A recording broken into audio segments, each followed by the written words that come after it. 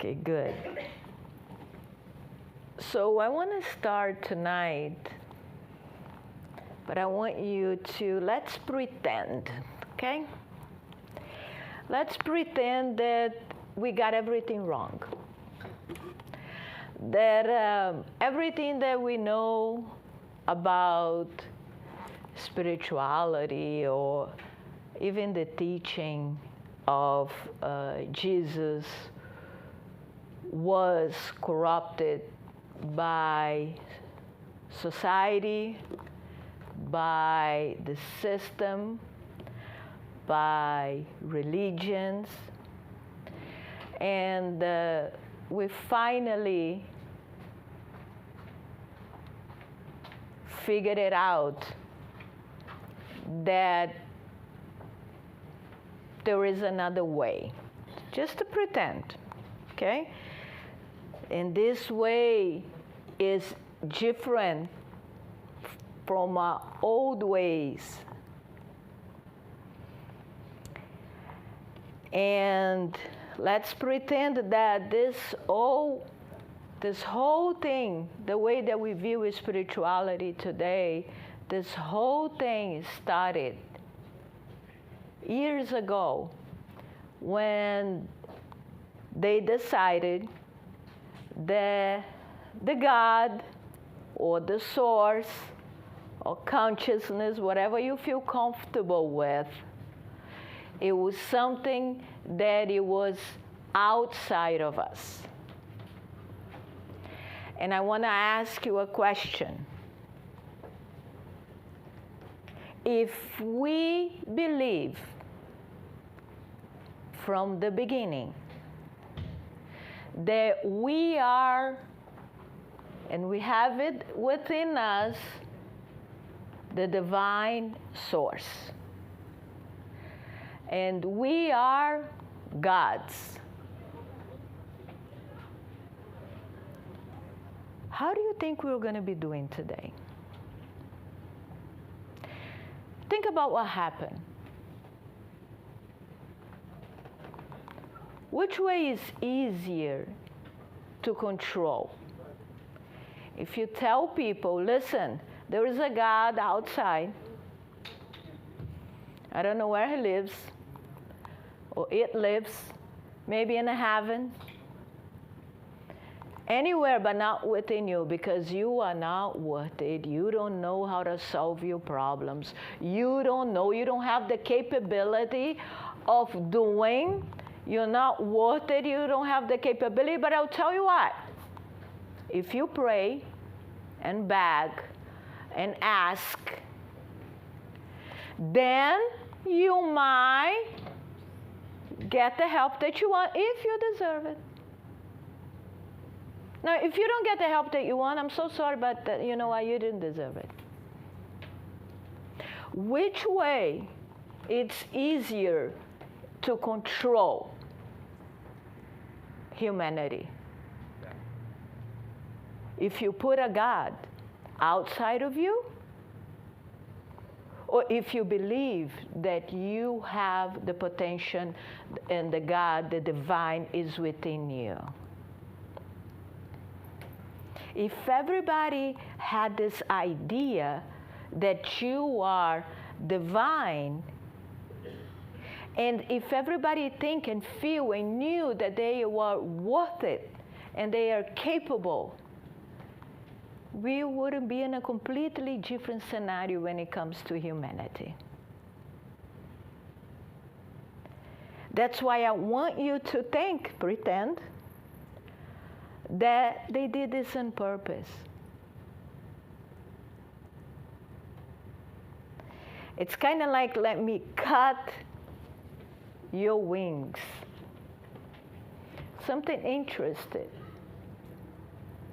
I was watching a documentary about Alexander the Greater. Have you guys watched it? It's in, I don't know, Netflix or Apple TV, one of the other. So I noticed something very interesting. You know, that guy, he was capable to basically start it with nothing, and he almost conquered the whole world. You know what the difference was? the Greeks used to believe that they were divine. And he used to believe that he was God.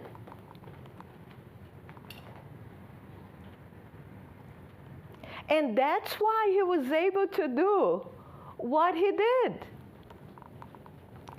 Because it's not only what it is, but it has a lot to do with what you believe you are. Because if you believe that you are nothing, you're going to act like you are nothing. If you believe that you are not worth it, you're going to act like you're not worth it. So his mother told him, you are the God, the son of Zeus, I think is the right, the God of the God, Zeus, and you are God itself. You are the divine walking. And then when he goes to Egypt, people used to think that he was the divine walking in the street. And he destroyed with his army an army that was 4 times bigger than his arm.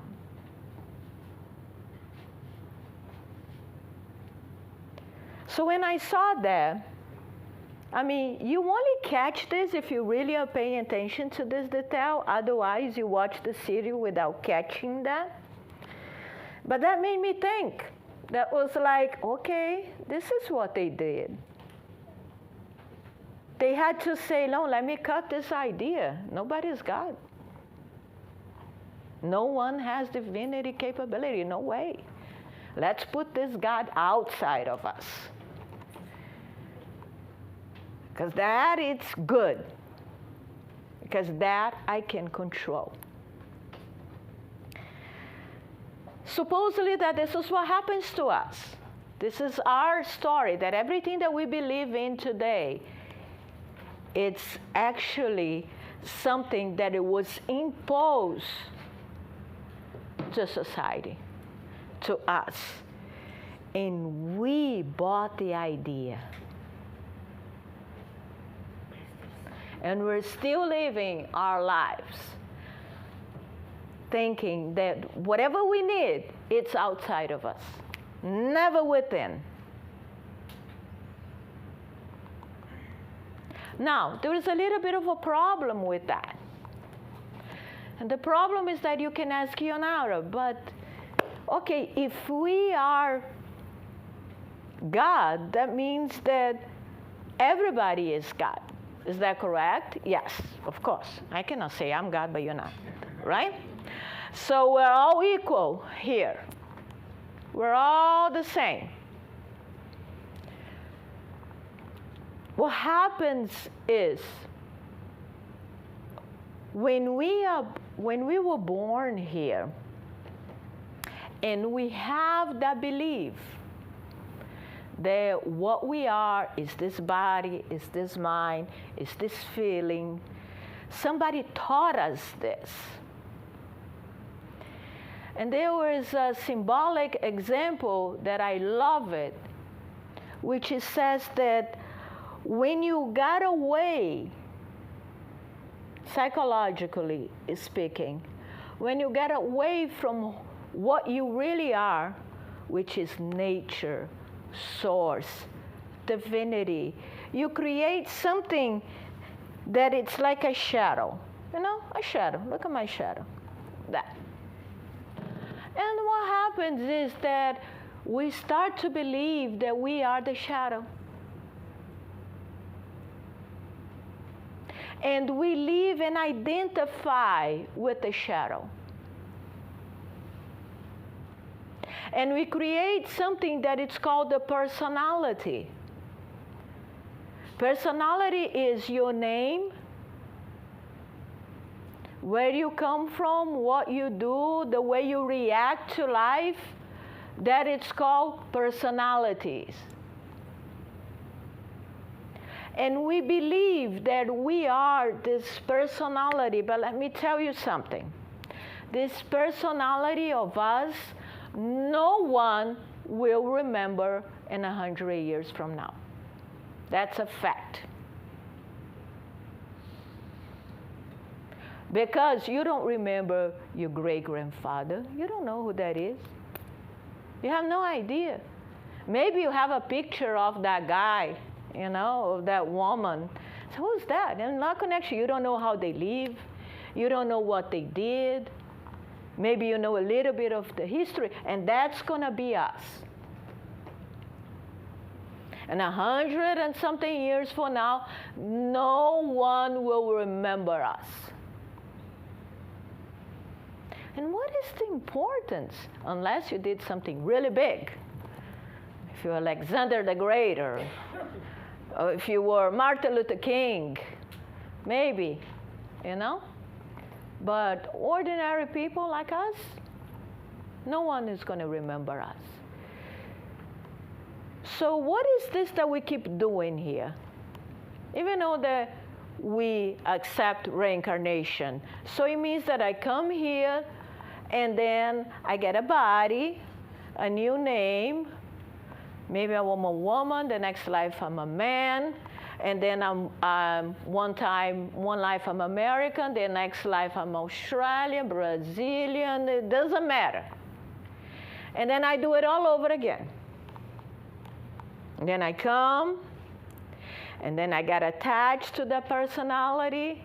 I live many years thinking that I'm that personality. And then I die, nobody remembers that personality, and I burn again in a different, got a new family. I want you to start questioning this.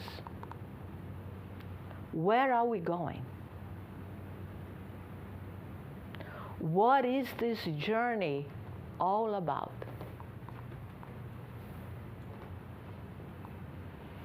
Now,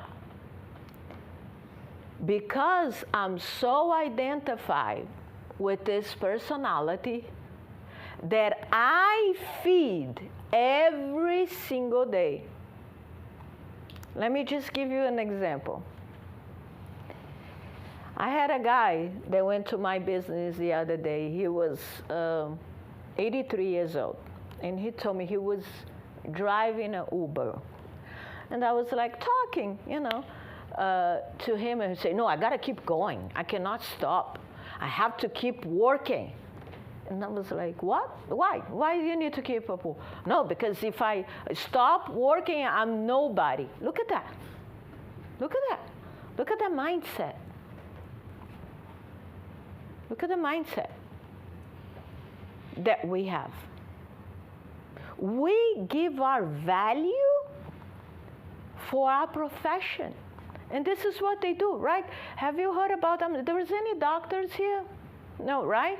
Have you ever thought, I have a brother-in-law that is a doctor, and he said to me, Yonara, every single doctor is a little bit of a narcissist. You become that. Because for the rest of the society, if you are a doctor, you are semi-god. Oh, you're a doctor. Have you seen a mother saying that, oh, my son is a doctor? Doctor. You see how we identify with this? And it's not only us, because we don't have a son or a daughter that is a doctor, but we wish we did. Oh, if my son was a doctor. This is identification. This is, we give our value and everything to something that we do to earn money. To the point that when we cannot do it anymore, we feel empty. What is this? Look at the amount of identification that we do have. And then becomes a big, huge problem in a moment that you have to go. That your body dies. Because guess what? You don't want to go. But you have to go because no one lives forever. No one. One time when we were born, there is one thing that for sure that's going to happen to every single one of us. We are going to die. The body will die. The body will die. But people have a hard time with that moment. horrible time, of course. Look, psychologically speaking, if I think that I'm this body, I'm this person, I'm this name, I'm this family, I'm going to be so attached to that. And something that it could happen lightly and wonderful becomes a suffering. Because we are living our lives completely connected to the personality. Identify. Let me explain something. Personality should be something that we use once in a while. You will need your personality. In your job, you're going to need to use your personality, but it's different. I use this. I don't think I'm this remote control. I use it when I need it. So you use your personality, but you know that you cannot identify with that personality 100% because you have something else. And when you are so observed and identify with your personality, you cannot manifest the God within you. The problem that we have at a hard time is to manifest the divinity that it's within us. And the reason why we're not doing this is because we cannot be attached to that personality. That personality, I'm sorry, but it's an illusion. It's a theater. It's a play that you're playing to get around.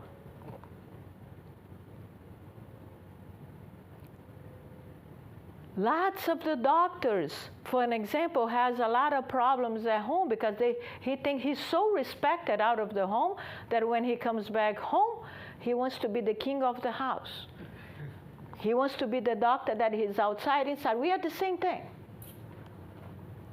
We take our personality, give so much value to that image, and we want everybody to respect, to be around, and that goes all the suffering that we have in the world today is because we are so connected to a personality that it's so sad. You know why it's so sad? Because we didn't even choose that personality. It was unconscious. We create that personality. And that goes with the father that you had, the mother that you had, the school that you went for, the country that you were born, the language that you would speak, the things that you went through your life. That's what this thing that we praise so much, we didn't even build. So if we want to have a personality, let's build a new one. Why not? Why I'm going to have this personality that is full of traumas? And I didn't choose.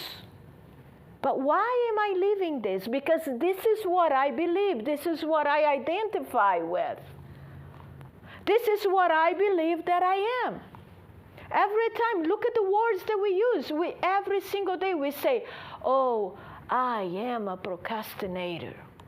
Are you? Really?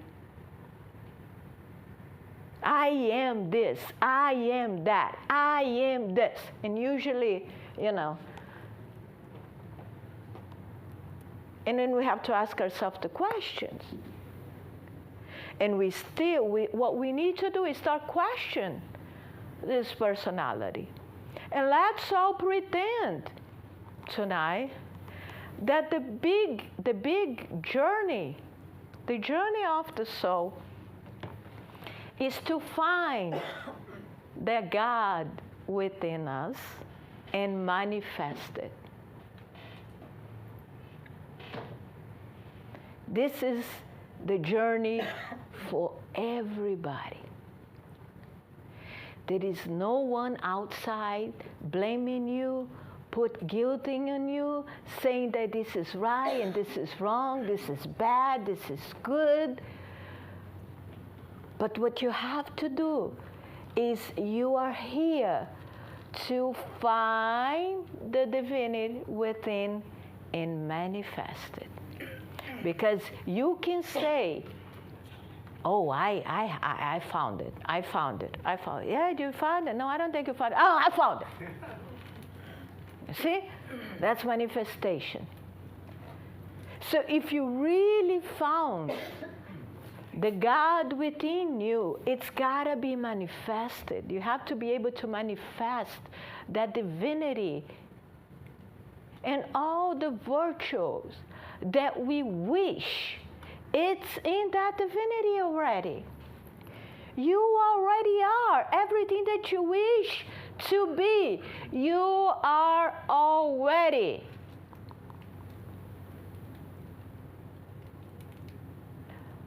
That's why meditation is an important tool, because you gotta go in. But it's not only meditation. When you go in to meditate, you're not only meditating because you have anxiety. Your personality is full of anxiety. I'm going to go ahead and meditate too. No.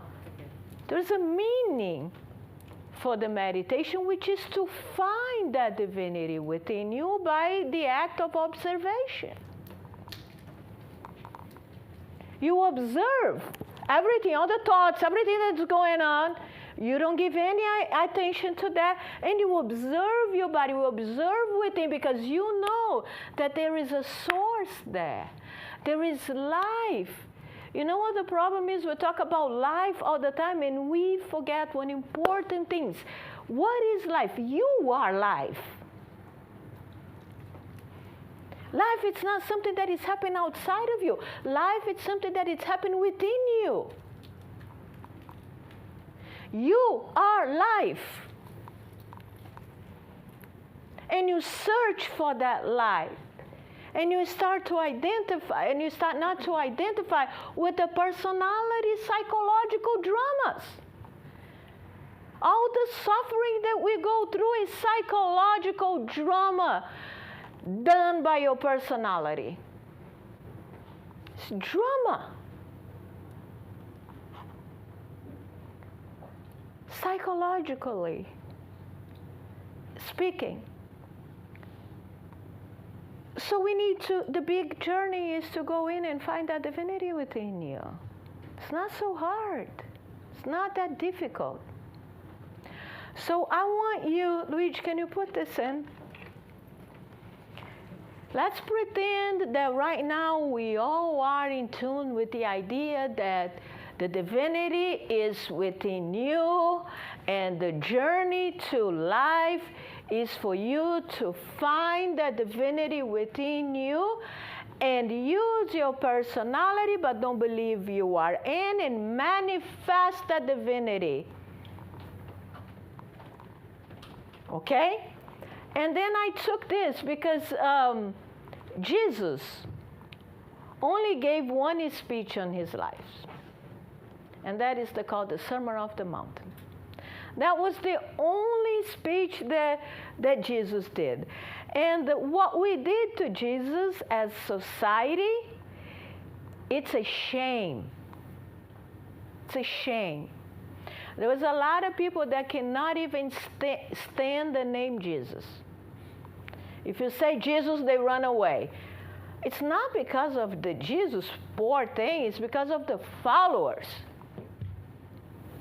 and what they did with that teaching.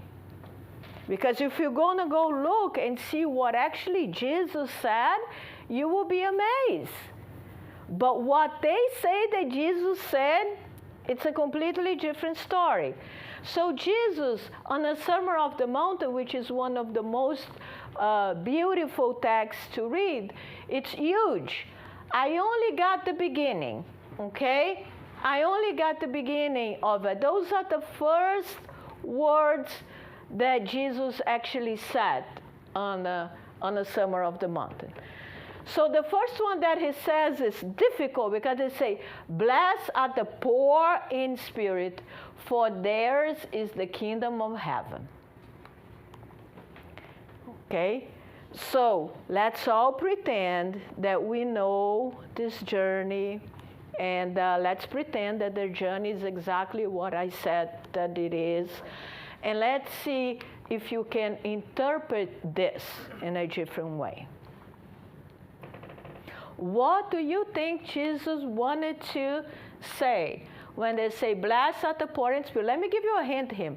The kingdom of heaven, he already said that we already know the heaven or hell is within.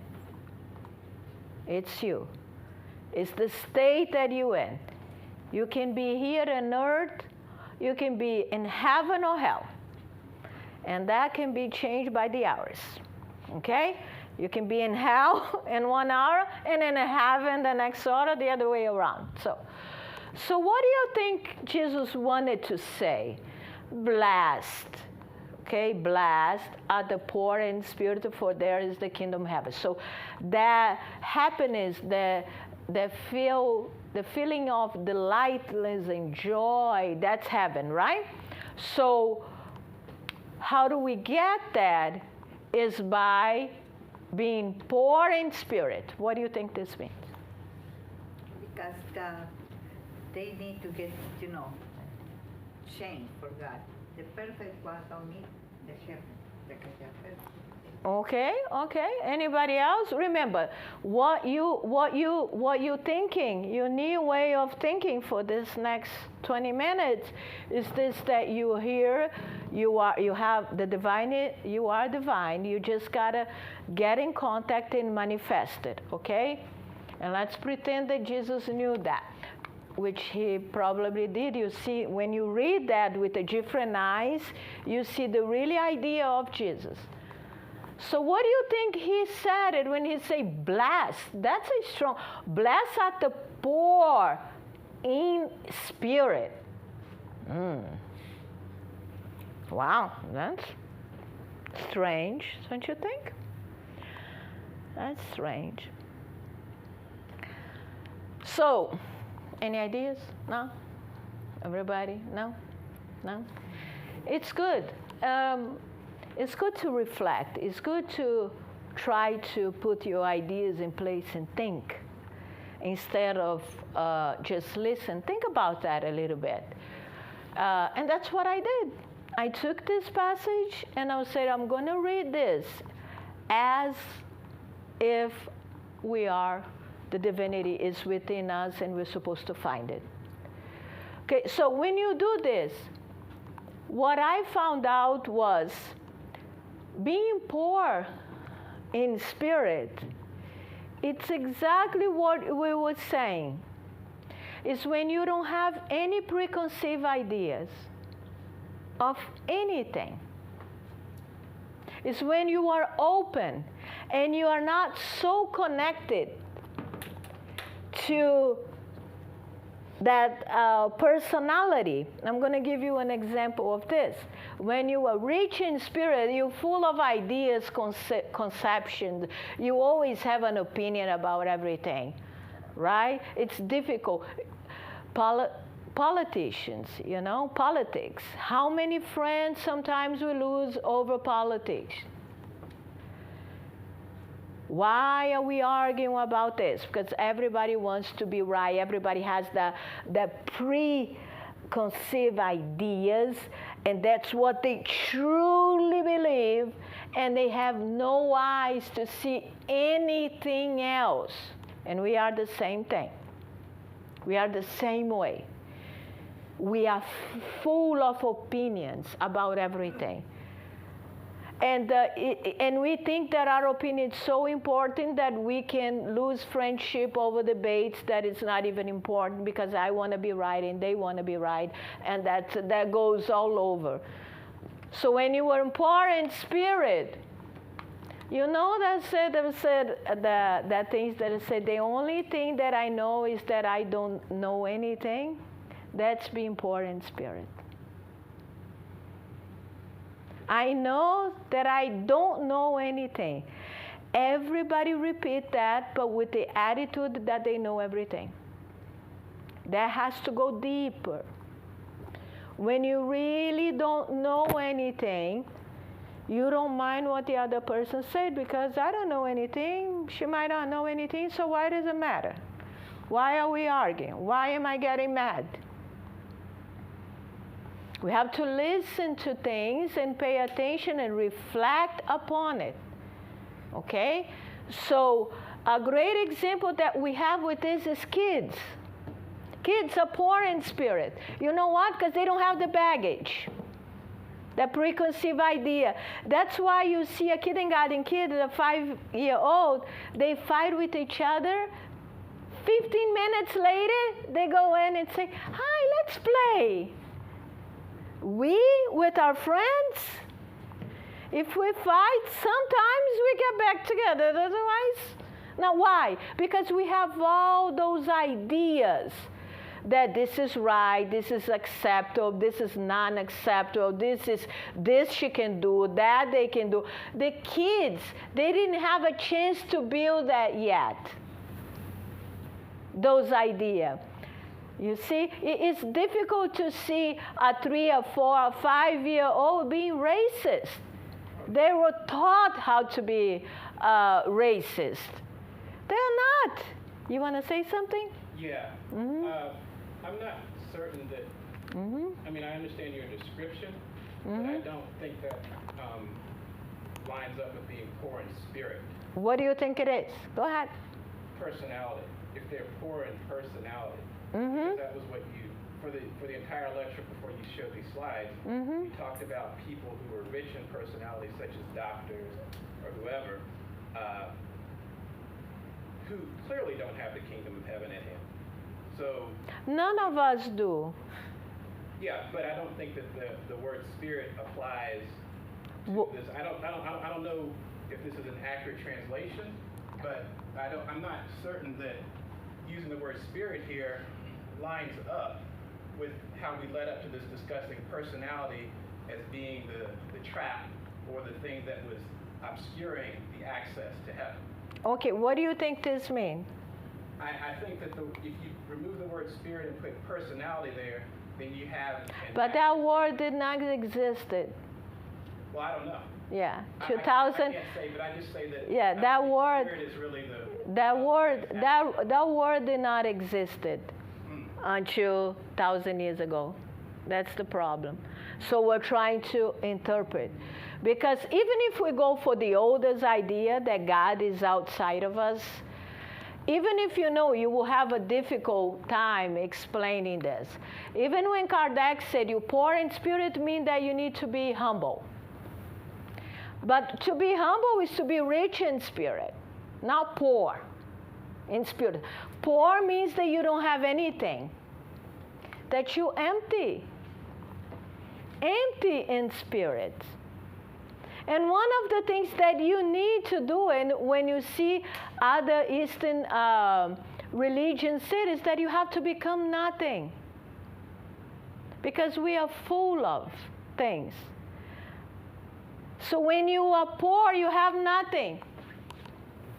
And in spirit, you have nothing. And that's the thing that we need to do. There is one friend of mine, an entity that it says to me, he said to me, become nothing to achieve everything. But first you have to become nothing, meaning become nothing means that when you are not attached to these personalities that we do. And then he said, blessed are those who mourn, for they will be comforted. So what type of crying? Let's put crying here so that will be easily, right? Some translations, some say cry. So what do you think Jesus meant when he said, blessed are those who cry? They will be comforted. Comfort by who? Okay, but why is that if you cry, You be comfort. Because you're releasing it. You're releasing it. You're releasing. Okay, what else? What other ideas can we say about that? You are not alone. You are not alone. Okay. So why do you think it's important? Why did Jesus mean that?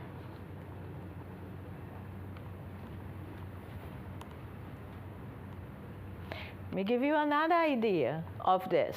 Now, this is ideas, okay, guys? You guys go ahead, read this, and get your own conclusion later. I'm giving you my ideas, my thoughts on those.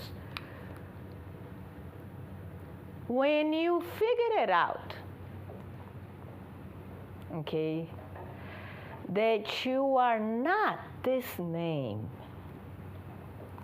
or this body, depending on the type of pride that you have, you usually cry. Because it's not easy. It's not easy to see ourselves the way we are. Let's talk about personalities, for an example, right? So, if you talk, give me 1 second. If you talk to someone, okay, everybody that we love, and you're going to be honest, everybody that you love, think about all the people that you love dearly. Do you tell them the truth? No, you don't. Because you can say they cannot handle the truth. No one can. You say when you're mad, sometimes you put the finger on the face, you are this and you're that. But most of the time, we are afraid. We are concerned. Because first it's going to be a big fight. Nobody's going to accept. Because remember this, we truly believe in this illusion. We truly do. To the point that we cannot take any criticism. Criticism is something that we cannot take. And when we look at ourselves, these personalities, and we see that we are capable to do wonderful things, but we are also capable to do horrible things. It hurts to find out. It hurts. It really does. And it hurts to find out that you are not all the energy that you put into your whole life, that you wasted many years building. You believe in this image. And then when that gets, you start to be aware of that, it's a sad moment for the beginning. Then you be comfort. Then you will be comfort because you will figure it out that you've gone from one way of viewing life from another way of. Because it's hard to talk about this with some people. I'm telling you, it's not that easy. You guys are open. But when you say to people sometimes that you are not your personality, because ego has something that it's called the mechanism of defense of the ego. They put this up in a moment and they want to fight to protect that idea. They truly do this. And we still do it. Every time we're talking, you can't believe that you are this divinity, but when you are that talking and I say, no, I'm sorry, but I don't agree. And then the defense mechanism comes in, and you are all over your personality again without even notice. This is a very deep process, and it does hurt, okay? If you didn't cry yet, you're not there yet. Because when you truly see it, it's something that you cry. Blessed are the meek, for they will inherit the earth. So what are you guys having to say about this? Cara, give me another word for meek.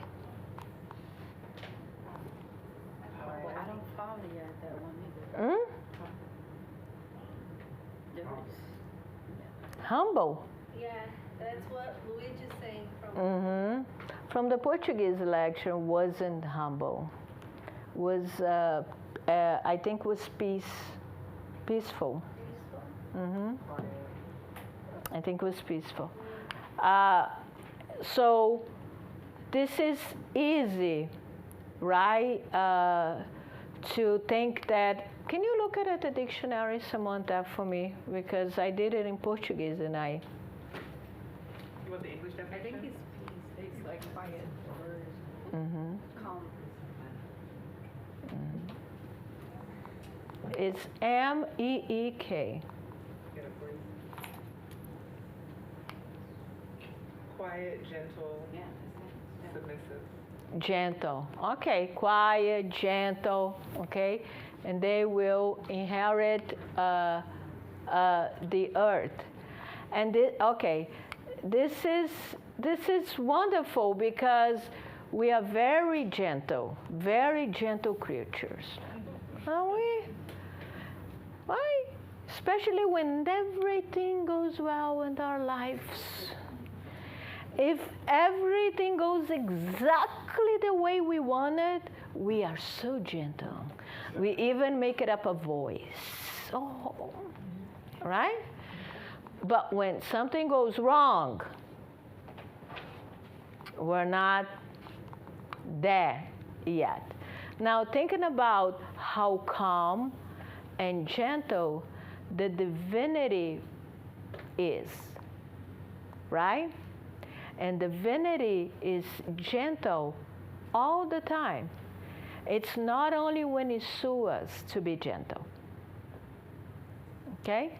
So if we want to do this, okay, and inherit earth, we have to be, because this is so funny, because this is inherit the earth. It's so deeply. If you go in it and you see, what does this mean, inherit the earth? It's when you feel connected to the whole planet. But you have to be gentle. You have to have some kind of involvement. And we cannot be so gentle because we judge all the time. The personality judges all the time. And blessed who is hungry. I'd like to say something about that verse. Sure, go ahead. I would love that. I don't think there's a good example of the meek inheriting the earth. Go ahead. I'm not really clear on when that could happen. I guess since you're a fan of Martin Luther King, you could say because he engaged in civil disobedience, that he finally got justice. That might be some example of that. Yeah, you will see those in here. Right here, exactly what you said. Hunger and thirst after righteousness. Well, This is a a personality. You're speaking more of ego. ego, yeah. I'm speaking the ego. Right. Yeah. So somebody who is meek is not full of ego, Uh-huh. and you become more connected when you, because To earth. in the beginning, when you're poor in spirit, you're, like you said, you become nothing. So it's allowing to let your ego go. Yes, yes. And because in order to do this, you have to be gentle. You have to be gentle. Okay? Well, I just have to say again, saying that poor in spirit means that, well, what is a person that's rich in spirit? What Full of does that ego. mean? They're Full of ego. I don't think that at all. How could you say that being rich in spirit is egotistical? No. What we're trying to do is to interpret the Christ words in a different manner, saying that the divinity is within you.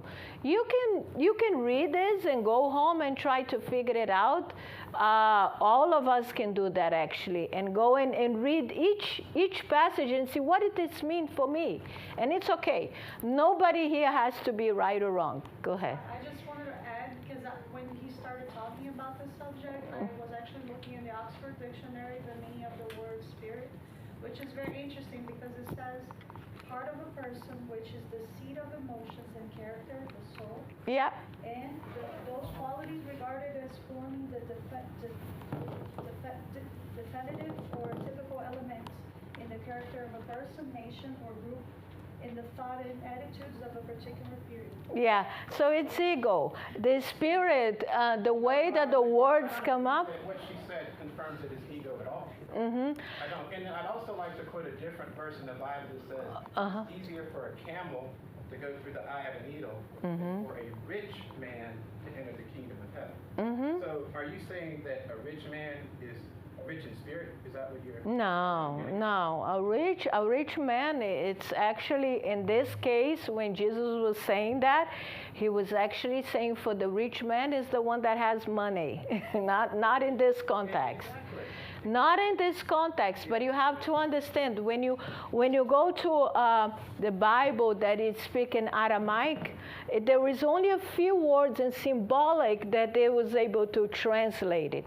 So sometimes you have to figure it out, the context of which Jesus said that, and then try to symbolic speaking, because every passage of the Christ you can interpret in so many ways, and it's all good. It's all good. Some people interpret in one way, the other person interpret in the other one. It is so all good. Go ahead, Kara. You can reach in money and poor in spirit. Exactly. And you can be rich in spirit and poor in money. Equivalent. They are equivalent. Mm-hmm. So what you... You could be either though. If you're rich, you could be either rich or poor in spirit. Exactly. Right. That's one. But what Jesus says is that you have to be poor in spirit. That's the thing. That's the meaning that we all have to think about it. Is to be poor. He didn't say it will be Poor in materialism. No,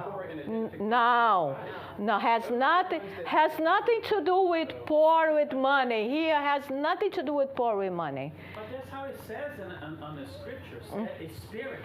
Yeah. The scripture said a spirit. Mm-hmm. Well, we think it said that. We don't know what it actually said. Well, but you get a scripture, we gotta get and read what it is. Right. And if you're gonna guess if they translated it wrong or not, yeah, no, we're trying to work with this. And he's right. Maybe it was translated wrong. But we're trying to use philosophy here and try to get this here. Kara, you going to say something? Yeah, I just think we all have an invitation in this moment to recognize that we come to this lecture with beliefs that could be very strong, and that when we hear different ideas, to notice what happens inside of us, and that when we are offered an opportunity to think about different interpretations for what we already believe, and we may believe something very different, that this is an opportunity for us just to observe that happening. Because our tendency will be to try to convince the other person that they don't believe the way we do, that it's wrong, or, but the opportunity for us to stretch and to go deeper is to just examine, is it possible that this might be true? Is it possible that the opposite is true? And I'll just ask one final question. Is the woman who's proud of her doctor's son and the doctor who thinks he's the king outside of the house and comes home, would you say that person is rich or poor in spirit? It depends on what is, and what in this context here, if you get ego as a personality, then you will be rich. And ego, which means this type of society and personality and what you call the spirit. But it's good. Thank you. Okay, so we go in for the hunger and thirsted after righteousness, for they will be filled. This one is easy, right? So I read it in Portuguese, I read it in Spanish, I read it in English. It's funny because righteousness, in the Portuguese version, it says justice instead of righteousness. It says justice. And the Spanish version said something else. So when I was looking at this, I find this, that the way we can use this to talk about this, the hunger and the thirst, is to find that everybody is equal.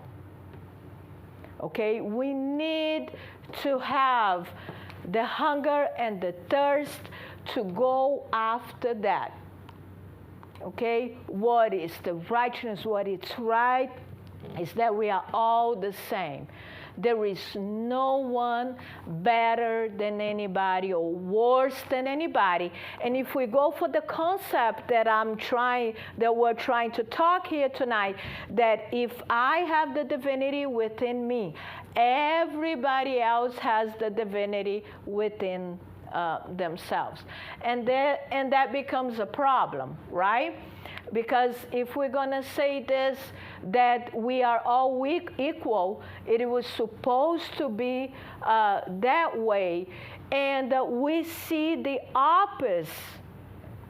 And a lot of places that they talk about Jesus Christ, for an example, you can see racist that, you can see a lot of stuff coming from that. And but the words are clear. We need to be hungered and thirsted because we need to find some kind of equality, because that's what we are. And it's not going to come up easily because of one thing, that it's competition. We are taught to compete against each other our whole life. And we fight hard to be better than everybody else in all single aspects of our lives. And we are okay with Bill Gates.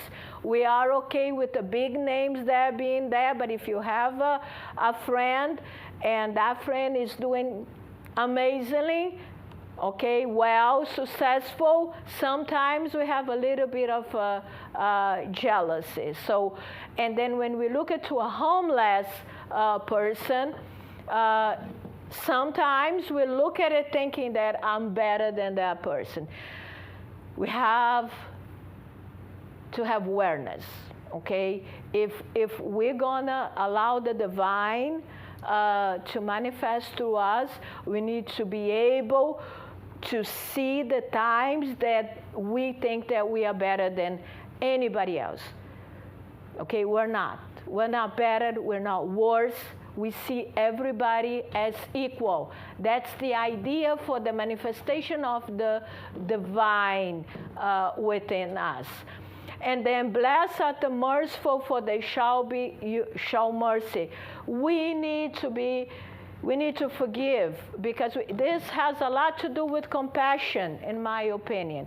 Because when you start to realize that you have the divinity within you, you will also see the divinity in others, and you have more compassion with the other people's mistakes.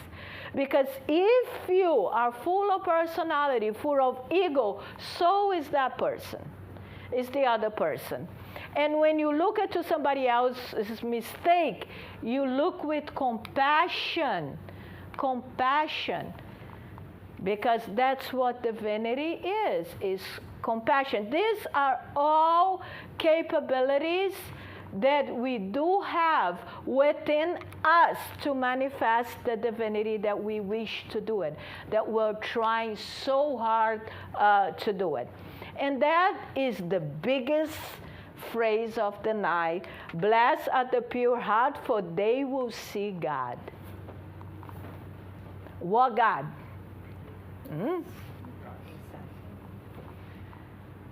There is no other things to see out there. There is not a man, older man with a beard,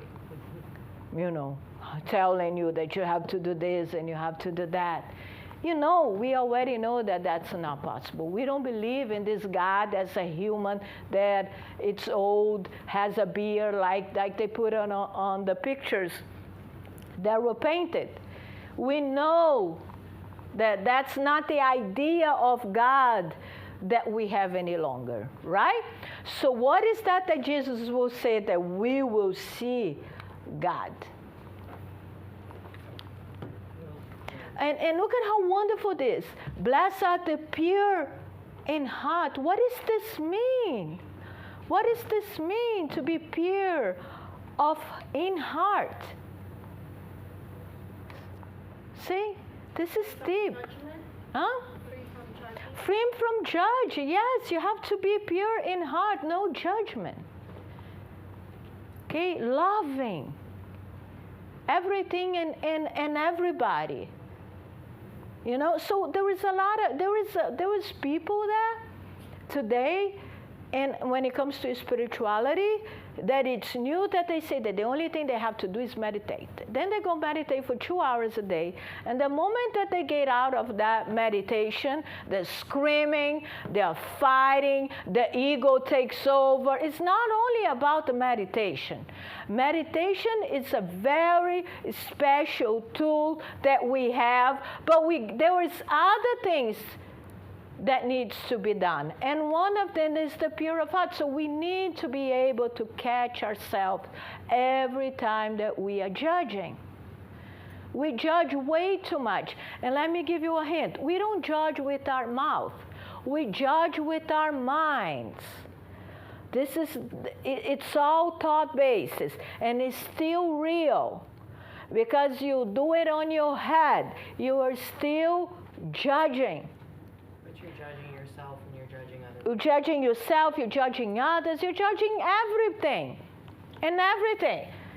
So that will make it difficult for you to see the God that you wish to it. Okay, so if we wanted to start working on that, we gotta do it.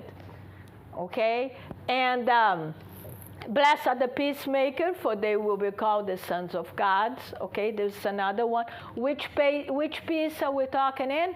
Within. Okay, the peace is within us. Sometimes we see wars out there, which is horrible. You see Israel and Gaza, horrible confrontation. Oh, this is horrible. And sometimes we have a Gaza and Israel within us. And we have no peace because of conflict, constant conflict. All the time. It's a war. It's a war between all kinds of personalities that we have.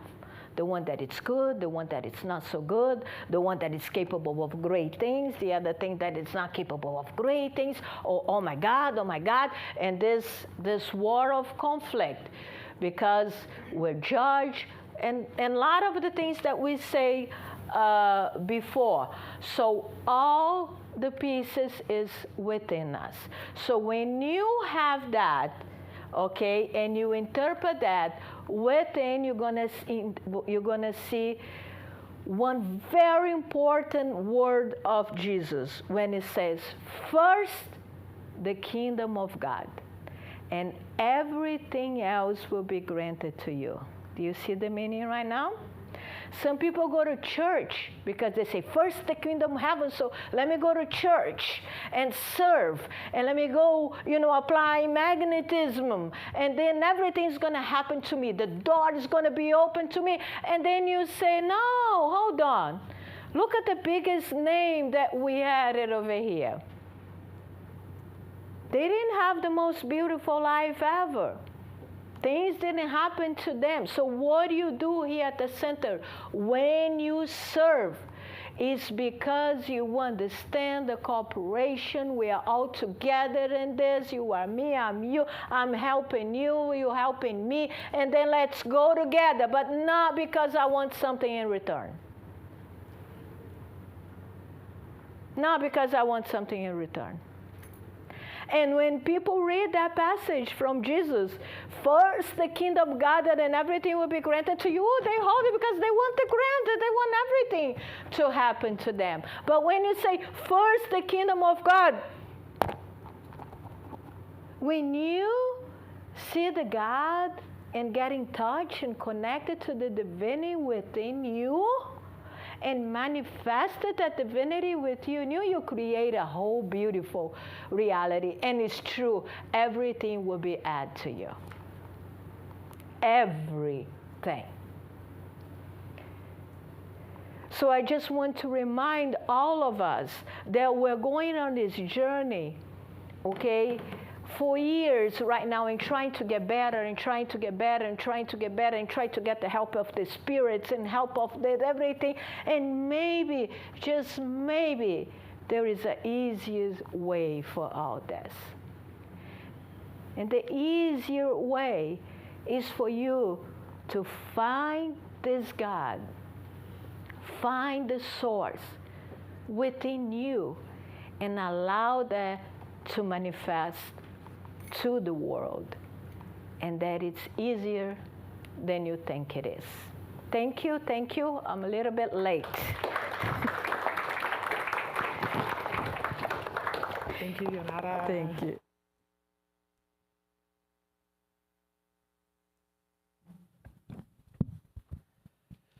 Wow, that was a lot to absorb, and a beautiful lesson for us tonight. And so I want to just invite us to just open ourselves and let it sink in. We are going to prepare for the passes. First, we have just